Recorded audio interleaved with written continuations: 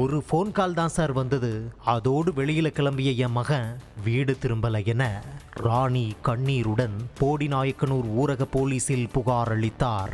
இதுக்கிடையில் பெருமாள் கவுண்டன்பட்டி செல்லும் சாலையில் உள்ள தனியார் தோட்டத்து அருகே உள்ள சுமார் 110 அடி ஆழ கிணற்று அருகே உடைகள் மற்றும் தோட்டத்து அருகே செருப்புகள் சிதறி கிடந்ததை கண்ட மலை கிராமத்தைச் சேர்ந்த சிலர் உடனடியாக போலீசுக்கு தகவல் தெரிவித்தனர். உடனே ராணியை அழைத்துக் கொண்டு போலீசார் சம்பவ இடத்துக்கு சென்றனர். அங்கு கிடந்த உடைகள், செருப்பு ஆகியவற்றை ராணியிடம் காட்டிய நிலையில் அது தன் மகன் ஜெயக்குமாருடையதுதான் என கூறி கதறி அழுதார்.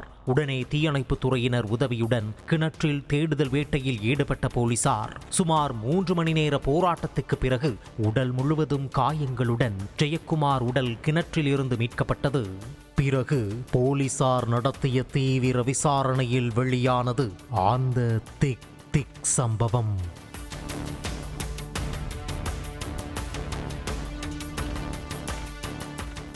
தேனி மாவட்டம் போடியநாயக்கனூரில் இருந்து சுமார் 6 கிலோமீட்டர் தொலைவில் அமைந்துள்ளது சிலமலை கிராமம்.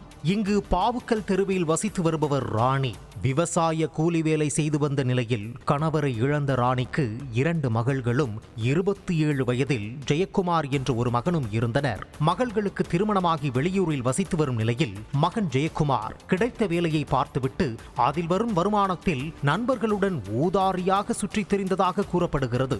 இவரும் சிலமலை போடிநாயக்கனூர் சாலையில் உள்ள சில்ல மரத்துப்பட்டியைச் சேர்ந்த விக்னேஷ்குமார் என்ற நபருடன் சேர்ந்து அடிக்கடி மது மற்றும் கஞ்சா அருந்திவிட்டு ஊர் சுற்றி வந்ததாக கூறப்படுகிறது. இந்நிலையில் சம்பவம் நடந்த அன்று இரவு சுமார் 9 மணி அளவில் சிலமலையைச் சேர்ந்த சங்கர் என்பவரது அலைபேசியில் இருந்து அழைப்பு வந்த நிலையில் ஜெயக்குமார் வீட்டில் இருந்து வெளியே சென்றுள்ளதாக கூறப்படுகிறது.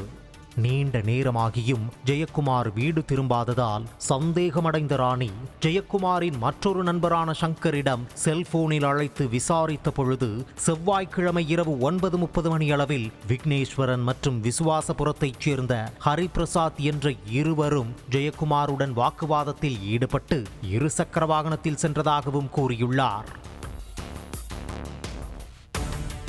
இதனையடுத்து ராணி காவல்துறையை நாடிய நிலையில் ஜெயக்குமார் உடல் கிணற்றில் இருந்து சடலமாக மீட்கப்பட்டது. பின்னர் ராணி அளித்த தகவலின் பேரிலும் ஜெயக்குமார் உடலில் இருந்த காயங்களின் அடிப்படையிலும் ஜெயக்குமாருக்கு இரவு வந்த போன் அழைப்பை வைத்து ஓரிரு மணி நேரங்களிலேயே விக்னேஷ்குமார் மற்றும் ஹரிபிரசாத் ஆகிய இருவரையும் கைது செய்தனர்.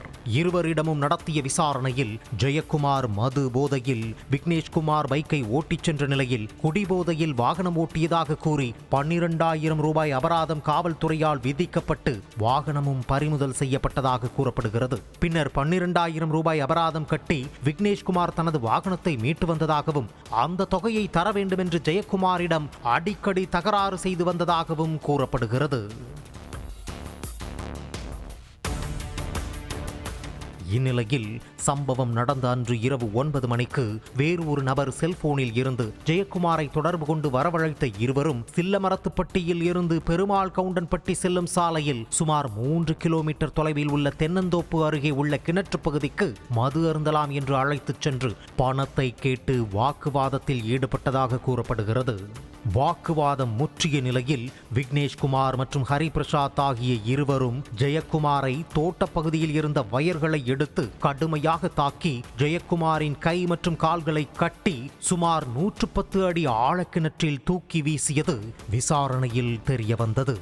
பிறகு இருவரையும் கைது செய்து போலீசார் தீவிர விசாரணை மேற்கொண்டு வருகின்றனர்.